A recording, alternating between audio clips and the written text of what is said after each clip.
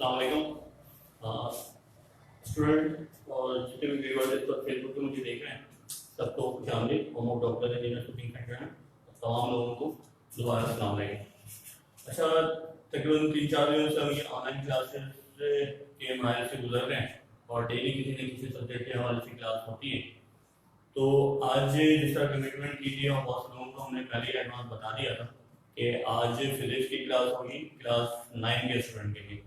बहुत से लोग इस बारे में सवाल कर रहे हैं कि क्लास 9 के अंदर मैथ और फिजिक्स कहाँ से, तो बार बार मैं लोगों को बता रहा हूँ कि क्लास 9 के में सिंध गवर्नमेंट ने इस साल जिस तरह फेडरल गवर्नमेंट का हिस्सा होता है कि वहाँ पे आधा कोर्स जो है क्लास 9 में पढ़ाया जाता है, आधी कोर्स जाके क्लास मैट्रिक में, तो इसी तरीके से इस साल कराची के स्टूडेंट्स में भी ये इम्प्लीमेंट किया जा रहा है। लेकिन सिर्फ इससे इफेक्टेड अभी क्लास 9 के जो करंट स्टूडेंट आएंगे वो होंगे, जो क्लास मैट्रिक में जाएंगे वो प्रीवियस ही फॉलो किया जाएगा। तो क्लास 9 के अंदर केमिस्ट्री, फिजिक्स, मैथ, बायो ये तमाम चीज़ें रहेंगी। उसके बाद जब यही 9 के स्टूडेंट मैट्रिक में जाएंगे तो उनको आधा कोर्स वहाँ कम्प्लीट कराया जाएगा। तो इसके वजह से आज के इंट्रोडक्शन की क्लास है फिजिक्स का पहला चैप्टर। तो ये क्लास सर उसामा परवेज जो कि home of doctor engineer shooting centre के टीचर हैं वो इसको कंटिन्यू करेंगे। तो आज की पहली क्लास जितने भी लोग इसको देख रहे हैं तो कोशिश करेंगे अगर किसी के भाई हैं छोटे क्लास 9 में या कोई भी ऐसे बच्चे जो क्लास 9 में इसको गए हैं और अटेंड कर सकते हैं तो उनको कह दें कि ये लेक्चर स्टार्ट हो गया, तकरीबन 30 से 35 मिनट ये लेक्चर कंटिन्यू होगा, तो आप इससे फायदा उठा सकते हैं। फिलहाल अभी बाद में बात करेंगे टॉपिक पे। Assalamualaikum students, myself Usama Parvez, BE from IIT University of Engineering and Technology. Today I will teach you metric physics. मुझे 9 के लिए हम लोग फिर गवर्नमेंट ने तो वो मैं आज आपको पढ़ाने जा रहा हूँ। तो हम आज जो चैप्टर स्टार्ट करेंगे वो चैप्टर है हमारे पास फिजिक्स की बुक में इंट्रोडक्शन टू फिजिक्स। ठीक है, तो इंट्रोडक्शन टू फिजिक्स में हम बहुत सारी चीज़ें कुछ चीज़ें हम सीखेंगे। इनमें हम लिख चुके हैं यहाँ पे लर्निंग ऑब्जेक्टिव, क्योंकि हमने पढ़ना है इसमें कि फिजिक्स क्या है, कैसे हो गया फिजिक्स, यानी क्यों पढ़ना ज़रूरी है हमारे लिए फिजिक्स, ये हम सीखेंगे इसमें। और हम ये भी पता करेंगे कि भाई importance of physics in daily life में हमारे लिए कितनी इंपॉर्टेंस है फिजिक्स की, वो भी हम आज पढ़ेंगे। इसके अलावा हम इस चैप्टर में एरर एंड एक्यूरेसी के बारे में पढ़ेंगे and contribution of Muslim scientist, यानी मुस्लिम साइंटिस्ट ने जो कंट्रीब्यूट किया है फिजिक्स के हवाले से वो हम आज इस टॉपिक में इंशाल्लाह कवर करेंगे। तो स्टार्ट करता हूं मैं सबसे पहले इंट्रोडक्शन टू फिजिक्स में। भाई फिजिक्स क्यों पढ़ना जरूरी है हमारे लिए, हम फिजिक्स क्यों पढ़ रहे हैं। ठीक है, देखें पहले जो होता था, यानी कि पहले तो अल्लाह ने कायनात को बनाया बिलियन ईयर पहले, तो जब इतनी मॉडर्न कुछ थी नहीं चीज़ है तो लोगों ने पहले ट्राई किया कि किस तरीके से हम जज करते हैं। हमने क्या किया यहाँ पे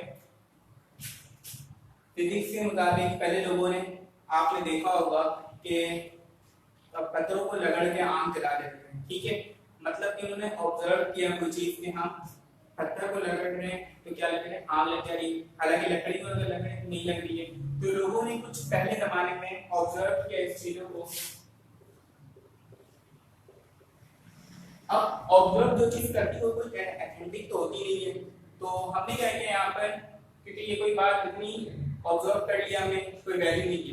लेकिन फिर हमने क्या किया, उसी चीज को अगर मैंने लोगों ने फिर एक्सपेरिमेंट किया, मैंने पहले ऑब्जर्व किया कि पत्थर को लगाने से आग लग जाए, ठीक है, कि ऐसा होता होगा। फिर उसके बाद एक्सपेरिमेंट किया तो सच में लग गई। तो ये जो हमें यहाँ से क्या डेवलप हुआ, एक नॉलेज डेवलप हुआ। इन दोनों चीज को हम मिलाएं तो हम ये कहते हैं ये जो बनता है हमारा क्या कहलाता है, science. Science is the Latin word, ये लैटिन वर्ड है जो कि निकला है साइंशिया से। डिफरेंट प्रोनाउंसिएशन है और ये इसकी साइंशिया, तो इसकी मतलब है मीनिंग से नॉलेज, यानी कि लोगों ने पहले ऑब्जर्व किया और फिर इस पर एक्सपेरिमेंट किया तो लगा आग लग गई। इसके बारे में जो हमें नॉलेज मिल गया उसे हम क्या कहते हैं, साइंस कहते हैं। ठीक है। तो साइंस जो कहते हैं, साइंस की हम डिफरेंट टाइप्स है, ठीक है। साइंस को हमने डिफरेंट हिस्सों में तोड़ा है। अगर मैं बात करूं कि साइंस को दो हिस्सों में तोड़ दिया है, ठीक है। एक होता है आपके पास physical science, the second one is biological science.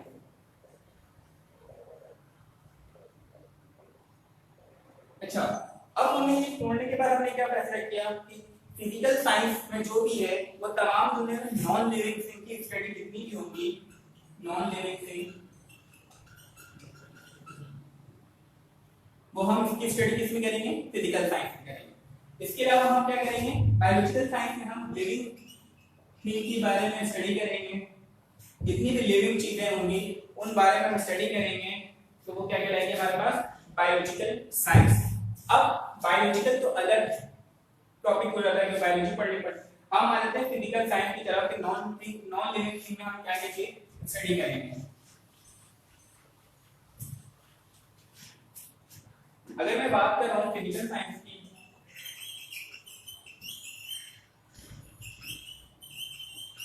इसको मजीद एलिब्रेट कर दिया गया एक चीज physics, second one is chemistry,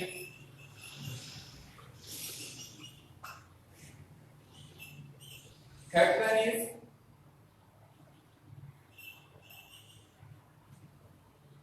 geology, fourth one is astronomy. ये मॉडर्न से मॉडर्न आते गए चले गए, हम इसको क्या करते गए, एलिब्रेट करते चले गए। Third one is, fifth one is metrology. तो गाइड स्टूडेंट्स, हम क्या करने जा रहे हैं, हमारा जो काम है किससे काम है, फिजिक्स से काम है। फिजिक्स में हम जो पढ़ेंगे तो हम पढ़ेंगे मैटर के बारे में, प्लस एनर्जी के बारे में,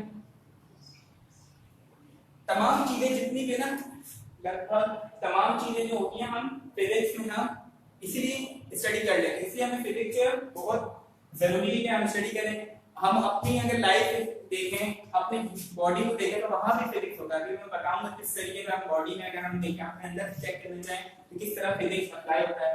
हम क्या करेंगे, फिजिक्स में matter plus energy and their interaction.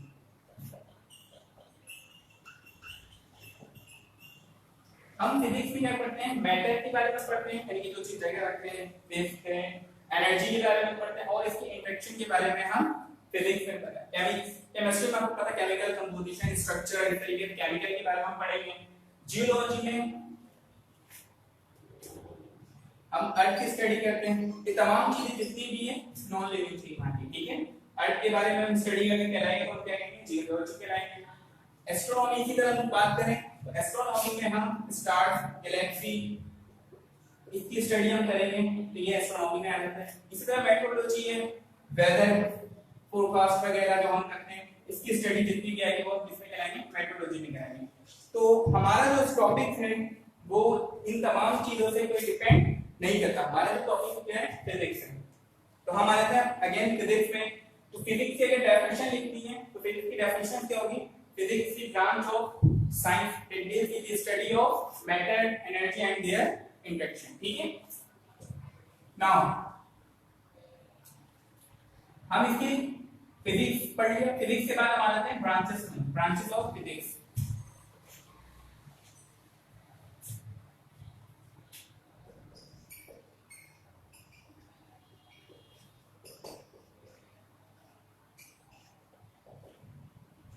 Physics के जो है 9 ब्रांचेस हैं। फर्स्ट वन इज मैकेनिक्स, अभी बताऊंगा कि इसमें हम क्या स्टडी करेंगे, mechanics. Second one is electricity, third one is electro magnetism, ठीक है। ये 3 है, बाकी और लिखूंगा। तो हम इसके बारे में पहले देख लेते हैं। मैकेनिक्स में क्या करते हैं, मैकेनिक्स में हम जितनी भी स्टडी करेंगे वो हम मोशन ऑफ ऑब्जेक्ट के बारे में करेंगे, मोशन ऑफ ऑब्जेक्ट विद और without reference of any force. क्या मतलब कि हम उन मोशन के बारे में स्टडी करेंगे, चाहे उससे फोर्स लग रही हो या ना लग रही हो, वो तमाम किस में आ जाएगी, मोशन ऑफ मैकेनिक्स में आ जाएगी। ठीक है, इलेक्ट्रिसिटी में इसी तरह हम बात करेंगे तो इलेक्ट्रिक चार्ज के बारे में स्टडी करेंगे, इलेक्ट्रिक चार्जेस के बारे में जितनी भी आ जाएगी चीजें वो हम किसमें स्टडी करेंगे, इलेक्ट्रिसिटी में करेंगे। इलेक्ट्रोमैग्नेटिज्म में हम इलेक्ट्रिसिटी एंड मैग्नेट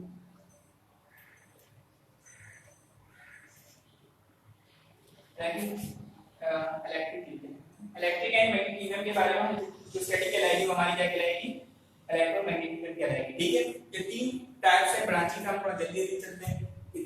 ये तमाम चीजें आसान चीजें हैं, mechanism of motion of object के बारे में, फोर्स लगे ना लगे, विद और without reference of any force, electricity, electric charges के बारे में पढ़ेंगे, इलेक्ट्रॉनिक्स एंड मैग्नेटिज्म के बारे में पढ़ेंगे। अब हम इसके फोर ब्रांचेस हम जाते हैं। Four branches: solid state physics। इसी तरीके से हम फर्स्ट में जाएंगे तो आ जाएगा हमारे पास atomic physics,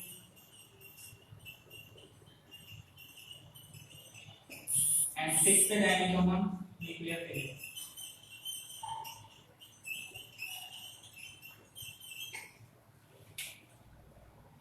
simple solid state physics में हम क्या करेंगे, structure and composition, structure and properties की स्टडी। सॉलिड स्टेट जितने भी सॉलिड मटेरियल है उसकी स्ट्रक्चर एंड प्रॉपर्टीज की जो स्टडी कहलाएगी किसमें आ जाएगी, सॉलिड स्टेट फिजिक्स में आ जाएगी, structure and properties of solid material. ठीक है, वो किसकी स्टडी आ जाएगी, सॉलिड स्टेट फिजिक्स में। इसी तरह एटॉमिक फिजिक्स की बात करें तो एटॉमिक फिजिक्स में भी हम क्या करते हैं, स्ट्रक्चर एंड प्रॉपर्टी यानी कि उसकी बनावट कैसी है, उसकी खसूसियात कैसी है एटम के अंदर की चीजों पे, तो हम एटम्स के अंदर वो हम इसमें स्टडी करेंगे, एटॉमिक फिजिक्स में करेंगे। न्यूक्लियर फिजिक्स में इसी तरह स्ट्रक्चर के बारे में, प्रॉपर्टीज के बारे में, और उसकी जो न्यूक्लियर के अंदर जितने इवेंट हो रहे हैं न्यूक्लियस के अंदर तो उसकी रिएक्शन के बारे में जो स्टडी इसमें कहलाएगा, न्यूक्लियर फिजिक्स में कहलाएगा। क्लियर है, ये 6 ब्रांचेस हो गई।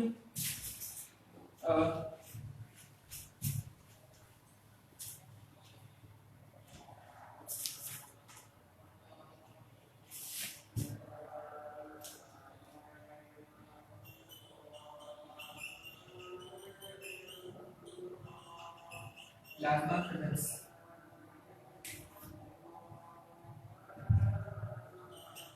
Biophysics, and ninth is astrophysics।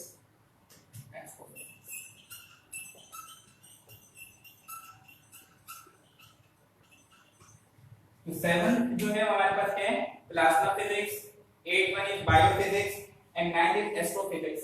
Plasma physics में हम हाई आयोनाइज्ड एटम्स के बारे में, ये जो उसके बारे में हम स्टडी करते हैं प्लाज्मा फिजिक्स में। बायोफिजिक्स में हम अपनी बॉडी के लिहाज से, बॉडी में जो हमारे प्रोसेस चल रहा है, ठीक है, उसकी स्टडी जो कहलाएगा वो बायोफिजिक्स में कहलाएगी। एस्ट्रोफिजिक्स में हम स्टार्स और गैलेक्सी के बारे में हम स्टडी करेंगे, ये वो एस्ट्रोफिजिक्स कहलाएगी। अगर मैं बात करूं बायोफिजिक्स की, तो बायोफिजिक्स में हम किस तरीके से कह रहे हैं कि हमारे अंदर, हम खुद अपने अंदर देखें कि फिजिक्स लाइव होता है। अगर इसकी एक एग्जांपल ले लें आप,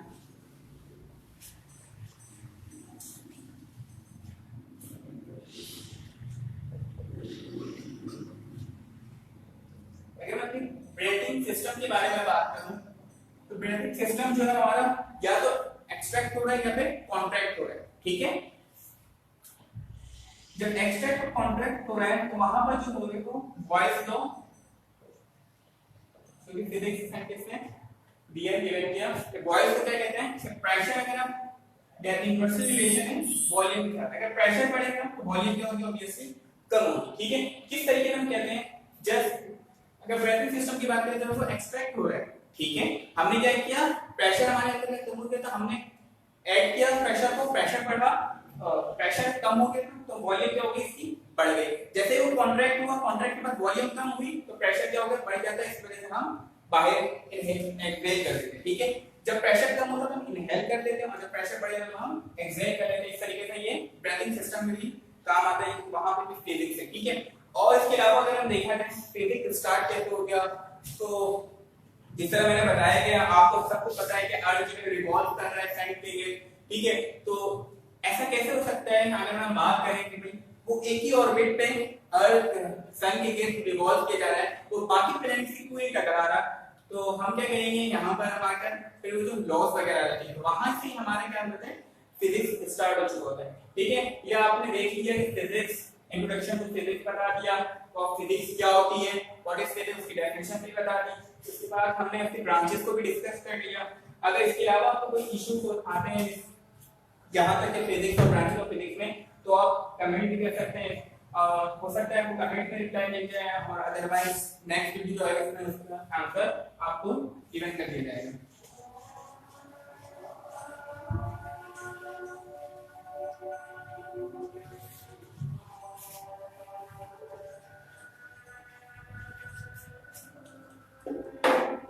तो हम अब आ जाते हैं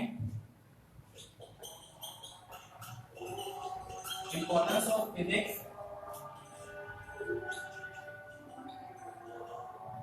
इन डेली लाइफ।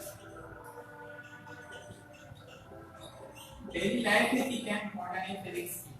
ठीक है, तो डेली लाइफ में हम किस तरीके से इसको रिलेट कर सकते हैं। अगर मैं बात करूं इलेक्ट्रिक पावर की, ठीक है, तो हमारे पास आप अपने घरों में भी देखेंगे लग्जरी तो और बहुत सारी चीजें हैं जो कि इलेक्ट्रिक पावर से चलती है। फॉर एग्जांपल अगर मैं लें इलेक्ट्रिक फैन, इलेक्ट्रिक मोटर,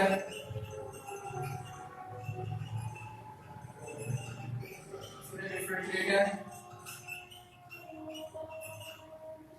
और बाकी बहुत सारी एग्जांपल्स दिखेंगी आपको। जैसे मैंने चंद एग्जांपल्स आपको बताया कि इलेक्ट्रिक पावर जो हमारे घर में इस्तेमाल होती है उससे हमने क्या किया इंपॉर्टेंस हमारे घर में इलेक्ट्रिक फैन भी चले, इलेक्ट्रिक मोटर चली एंड रेफ्रिजरेटर भी चल रही है। ठीक है, तो अब हम दूसरी इसकी इंपॉर्टेंस के बारे में बात करते हैं। दूसरी इंपॉर्टेंस जो है ट्रेड के लिए या फिर ट्रांसपोर्ट के लिए हम इसको अब ट्रेड और ट्रांसपोर्ट की किस तरीके से बसेस है, कार है, एरोप्लेन है, ये तमाम चीजें हम ट्रेड और ट्रेन है, बहुत सारी एग्जांपल बुक में लिखी है। तो ट्रेड और ट्रांसपोर्ट के लिए जो हम इस्तेमाल करते हैं बसेस, कार, एरोप्लेन, ये सब इंपॉर्टेंस है किसकी फिजिक्स की। अच्छा, थर्ड वन इज अगर मैं बात करूं एंटरटेनमेंट। एंटरटेनमेंट किस तरीके से फिजिक्स अप्लाई होता है। अगर आप देखें अपने घरों में टीवी, ठीक है, टीवी, कंप्यूटर और भी बहुत सारी चीजें जो कि आपके घर में मिलेगी तो एंटरटेनमेंट के लिए हम इस्तेमाल करते हैं मोबाइल फोन। ठीक है, वो मोबाइल फोन से हम किसी और में लिख सकते हैं।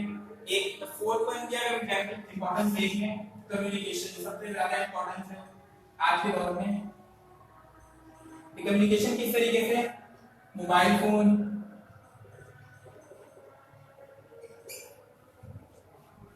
इंटरनेट, ये तमाम चीजें के जो है वो इम्पोर्टेंट है ये तमाम किसकी फिजिक्स के बारे में। ठीक है दोस्तों, अब तो यहाँ तक क्लियर होगा। अगर क्लियर नहीं है तो कुछ भी आप पूछ सकते हैं कमेंट में हमारे। अब हम आगे चलते हैं।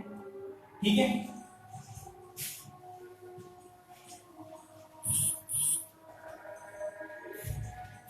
हमने अब तक फिजिक्स क्या होती है और फिजिक्स के कितने ब्रांच हैं, किस तरीके से इसको हमने एलिब्रेट किया, ब्रांचेस बनाई और इसके अलावा इसकी इंपॉर्टेंस क्या है उसके बारे में स्टडी कर चुके हैं। ठीक है, अब हम आ जाते हैं एरर एंड एक्यूरेसी में। अगर मैं बात करूं एरर की, एरर क्या होता है? एरर होता है the difference between the difference between measure value and actual value. Actual और मेजर वैल्यू के दरमियान जो भी डिफरेंस होगा उसे हम किस में लेते हैं, एरर में लेते हैं। लेट्स सपोज एग्जांपल ले लेते हैं आप,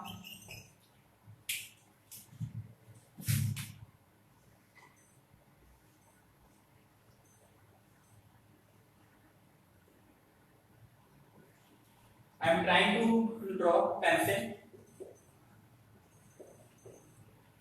मैं कहता हूं अगर मैंने इसकी मेजर वैल्यू निकाली तो यहाँ इसकी जो लेंथ है वो क्या है, 20 सेंटीमीटर है, ठीक है, ये इसकी मेजर वैल्यू है। अगर मैं बात करूं इसकी एक्चुअल वैल्यू की तो वो जो एक्चुअल वैल्यू है वो है 20.5। इसकी जो डिफरेंस होगी वो क्या कहलाएगी हमारे पास, एरर कहलाएगी, ठीक है। The difference between measure sorry यहाँ पे एक्चुअल वैल्यू कर लीजिएगा, यहाँ पर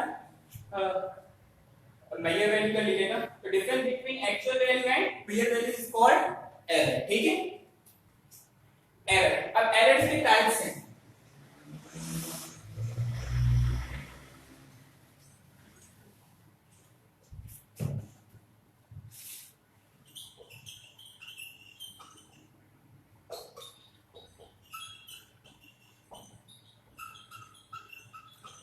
टाइप्स ऑफ एरर की अगर हम बात करें तो फर्स्ट टाइप होती है हमारे पास personal error,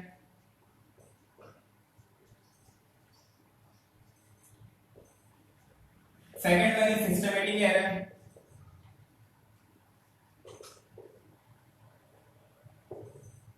and third one is random error.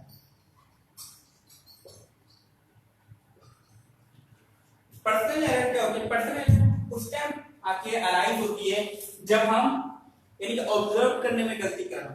Let's suppose हमारे पास हमने अगर प्रैक्टिकल में देखो हमें फाइनल में अगर हमारे पास नंबरिंग की गई है 5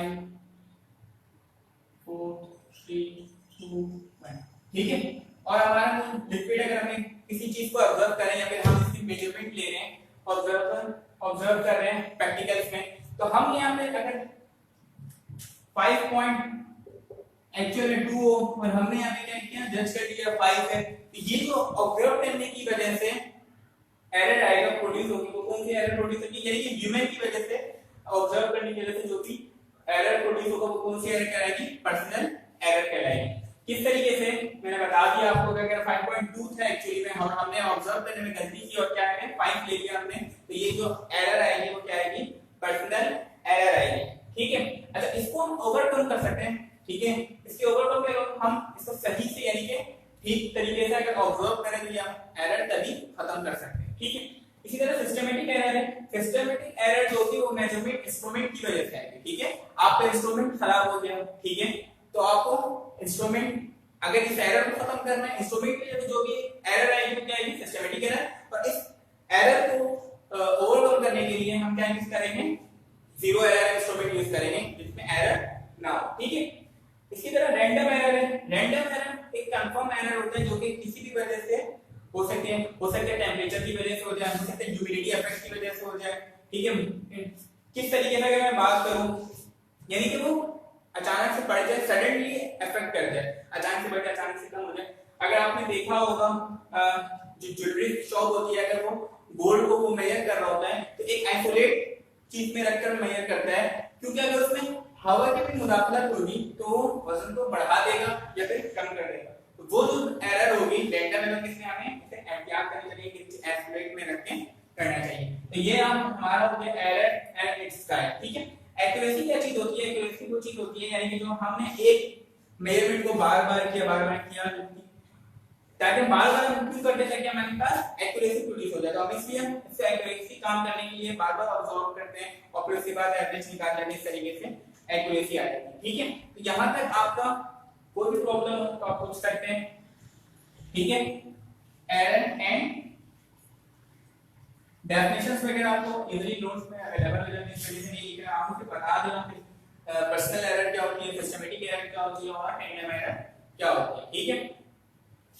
पर्सनल एरर वो एरर जो ह्यूमन यानी कि ऑब्जर्व करने की वजह से गलत आ जाए, और सिस्टमैटिक एरर वो जो मेजरमेंट इंस्ट्रूमेंट आपका खराब हो चुका है, खराब वो गलत रीडिंग दे रहा है। इसके दौरान रैंडम एरर हो तो अफेक्ट करें ह्यूमिडिटी और टेंपरेचर की जो सडनली चेंज करते चलते हैं, ये हम उसमें किस में आ जाते हैं एरर के टाइप्स हमने पढ़े। अब आ जाते हैं हम कंट्रीब्यूशन ऑफ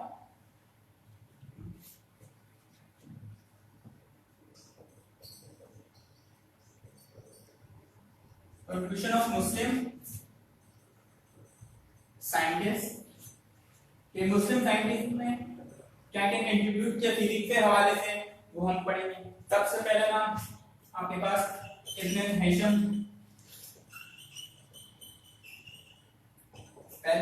हो सकता है इब्न हैशम के हम के कारनामे के बारे में पढ़ते हैं। इन्होंने क्या क्या कारनामे अंजाम दिए, सर आपको बुक में बिल्कुल साफ लिखा हुआ है कि ये फिजिक्स और मैथमेटिक्स है, ठीक है। इन्होंने वर्ड के मैनी बुक्स लिखे, वेरियस ऑब्जेक्टिव बुक्स लिखे, ठीक है। और जो बुक्स लिखे इन्होंने किसके बारे में लिखे थे, ऑप्टिक्स के बारे में, ठीक है। बुक्स नेम का एमसीक्यू से आपसे पूछा जाता है अक्सर भी नेम किताबों का नाम से इन्होंने लिखा, इंग्लिश में आप पढ़ें किताबों का नाम से बुक राइट किया इन्होंने इब्न हैशम ने। इसके अलावा इन्होंने और भी चीजें की, जैसे नेचर ऑफ लाइट के बारे में बताया। इन्होंने इन्वेंट किया एक और एमसीक्यू आता है कि इन्होंने who invented the noble camera, तो आपको Ibn Haytham he invented the noble camera, ठीक है। इसके अलावा he gave two laws of reflection, इन्होंने two laws of reflection के बारे में भी बताया।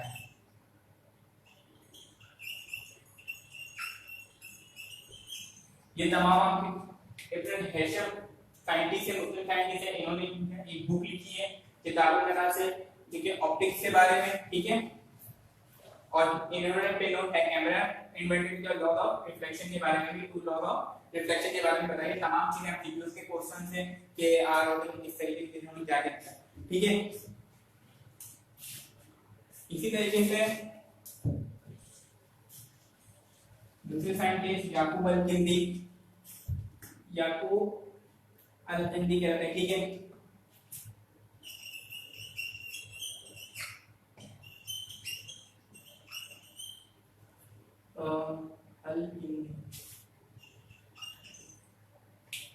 इन्होंने ज्योमेट्रिक ऑप्टिक्स के बारे में काम किया।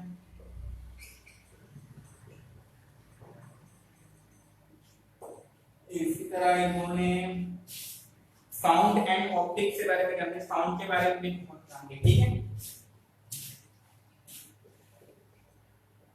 साउंड एंड ऑप्टिक्स के बारे में इन्होंने इस पर रिसर्च की, इस पे काम किया, ठीक है। अब इंपॉर्टेंट के हाथ से देखा जाए तो इब्न हैशम है, अल-बैरूनी है, अब्दुल सलाम है, जिसको आप अब्दुल सलाम अगर देखते तो ये इन्होंने नोबेल प्राइज हासिल किया पाकिस्तान के, ठीक है, मुस्लिम साइंटिस्ट है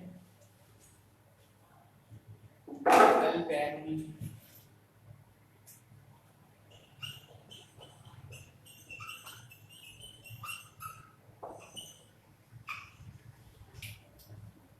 अल-बैरूनी के जो कारनामे हैं वो है इन्होंने he was a great scholar of this time, के अपने टाइम के बहुत बड़े स्कॉलर भी थे ये। और इन्होंने मैथमेटिक्स फिजिक्स और बहुत सारे बुक्स भी लिखे, ठीक है। इन्होंने जो मेन थिंग है gap the method of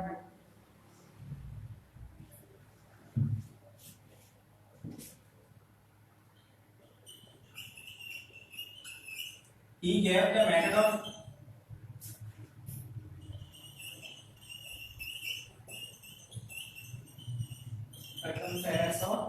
earth के सर्कमफेरेंस के बारे में बताया, ठीक है। इसके बाद हम आ जाते हैं अब्दुल सलाम में।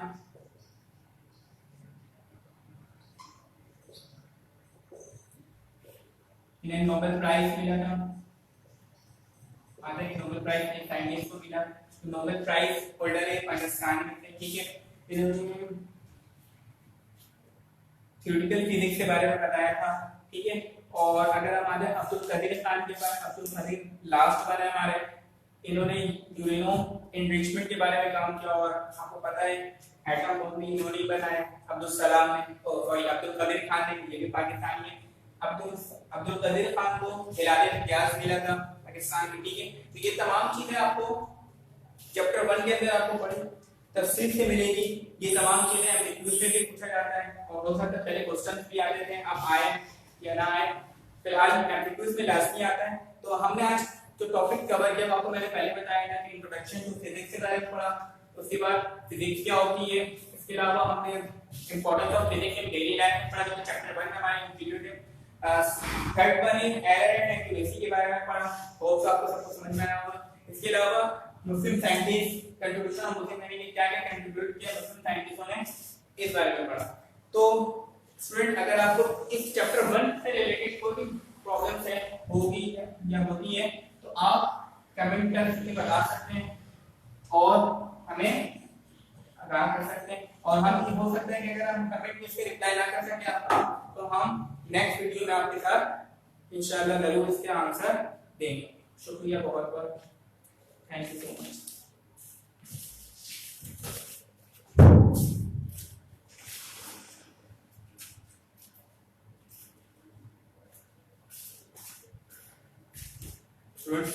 क्या हाल है आपके? मजा आया आज फिजिक्स की क्लास थी। मैं काफी इंटरेस्ट लेके खुद भी क्लास देख रहा था।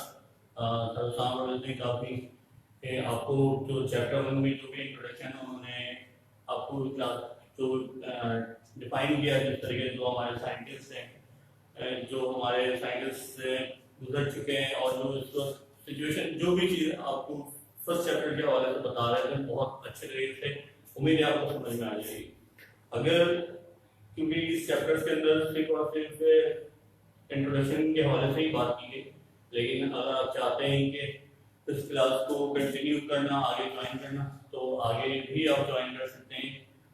और इसके कोर्स को अगर आपने जो आज का लेक्चर था उसको अगर आपने बीच से या दरमियान से कहीं से ज्वाइन किया है तो इस पूरे लेक्चर को मैं इसको अभी अपलोड करूँगा अपने यूट्यूब चैनल पे। यूट्यूब चैनल का एड्रेस भी आपको नजर आ रहा है मुंतजम साहिब।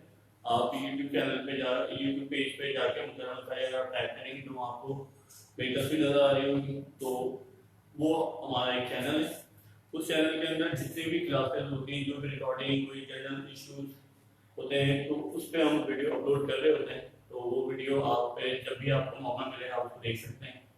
फिलहाल आज के लिए इतना ही था, इंशाल्लाह आगे प्लान करते हैं कि किस तरीके से आगे जो रिमेनिंग कोर्सेज है या अभी जितने टाइम रमज़ान से पहले रहते हैं तो इसको किस तरीके से कंटिन्यू करें और क्या क्या चीज़ें लेके चलनी। फीडबैक रिक्वायरमेंट हर काम के लिए होता है। अगर आप फीडबैक नहीं देंगे तो कुछ आइडिया ही नहीं होता है कि हम जो काम कर रहे हैं वो सही है या नहीं है, तो या उस काम को करना चाहिए या नहीं करना चाहिए। तो कमेंट्स का बॉक्स से ऑप्शन इसीलिए खाली होता है कि कमेंट्स के ऑप्शन पे कमेंट्स लाजमी करें कि आपको जो 4-5 दिनों से जो क्लासेस ऑनलाइन तकरीबन 6 से 7 साढ़े 7 के दरमियान क्लासेस हो रही है, तो इस क्लास को आगे किस तरीके से उसको बेहतर किया जा सकता है ये, और इस क्लास को जो करने का मकसद था कि स्टूडेंट को पूरी तरीके से इंगेज करना। अगर स्टूडेंट ऑन द स्पॉट मौजूद नहीं होते हैं तो कोई बात नहीं, जिनके पेरेंट्स इस वीडियो को देख रहे हैं या जिनके बहन भाई इस वीडियो को देख रहे हैं वो बाद में मेरे यूट्यूब चैनल पे या फेसबुक पे ही रहते हैं। अगर आप यूट्यूब चैनल को सब्सक्राइब नहीं करते हैं तो नहीं करें, कोई इशू नहीं है, लेकिन अगर कर देंगे तो आसानी के साथ जो भी हमारे अपलोड होगा, जो भी वीडियो अपलोड करेंगे उसकी इंडिकेशन आपको नोटिफिकेशन मिल जाएगी, जिससे आपके लिए आसानी होगा कि क्या अपलोड हुआ। तो ये एक फायदा होता है सब्सक्राइब करने का। तो उम्मीद है आप लोग सब्सक्राइब कर देंगे मेरे चैनल को ताकि आपको नोटिफिकेशन मिलता रहे और इस तरह के जो भी वीडियो हम अपलोड करते हैं वो आपको चीज़ें मिलती रहेंगी। आप में यही बात होती है कि कमेंट्स लाजमी कीजिए, कमेंट्स नहीं करेंगे तो हमें अपनी अगली स्ट्रेटेजी बनाने में थोड़ी सी दुश्वारी होती है। हर हम कोशिश यही कर रहे हैं कि जितने भी टीचर्स यहाँ की क्लास में वो सारे क्वालिफाइड भी हों, अपने जो भी वो लेक्चर दे रहे होते हैं। और इवन के ये भी मैं बताऊँ कि जब उन्होंने अपनी स्टूडेंट लाइफ गुजारी तो उन्होंने भी अपनी स्टूडेंट लाइफ बहुत अच्छी तरीके से गुजारी, जिसकी वजह से आज वो प्रोफेशनल स्टूडेंट की तरफ, प्रोफेशनल के अपना जो करियर है उसकी तरफ जा रहे हैं। तो उम्मीद करते हैं कि आपको पसंद आएगा। अपना भी ख्याल रखें, अपने आसपास के वालों का भी ख्याल रखें, और रमज़ान की आमद है, आप लोग दुआ भी करें कि ये जो कोरोना वायरस है इसका इख्तिताम जल्द से जल्द हो जाए, ताकि जो भी लोग इससे इफेक्टेड हैं वो जल्द से जल्द से वापस अपने काम पे आ सकें, वापस अपने एक्टिविटीज़ को कंटिन्यू कर सकें। और नमाज और तरावी में बड़ा एहतियात करने के लिए फिलहाल गवर्नमेंट ने सेक्शन दिए, तो बेहतर यही होता है कि जो गवर्नमेंट के सेक्शन उसको फॉलो किया जाए, ना कि उसको हिट किया जाए और उसे तसादम किया जाए। पाकिस्तान जिंदाबाद। अल्लाह हाफ़िज़।